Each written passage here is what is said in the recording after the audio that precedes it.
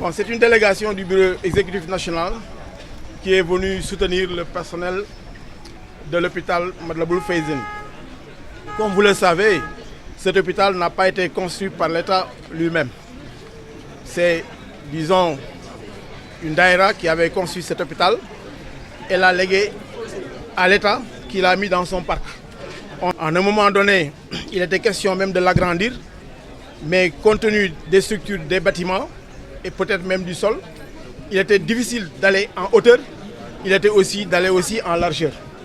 Et de ce point de vue, la solution qui devait être, disons, explorée, c'était un hôpital sur 2 sites au moins. Un hôpital sur 2 sites, et c'est possible. Bon, de ce point de vue, nous sommes pour les réfections, mais nous ne sommes pas pour la délocalisation de personnel ou pour la délocalisation de services. Les services qui devraient être délocalisés, des techniciens qui férus en la matière, ont proposé les réfections pendant que le personnel travaille ici à l'hôpital. Et c'est ça aussi notre position de principe. Ce n'est pas en affectant, en transformant un poste de santé en centre de santé qui devient un centre de santé. Un centre de santé, c'est un plateau plus relevé qu'un poste de santé. Nous ne sommes pas dans ces logiques-là. Nous disons simplement que les réfections, on peut les faire ici pendant que la personne est à l'hôpital.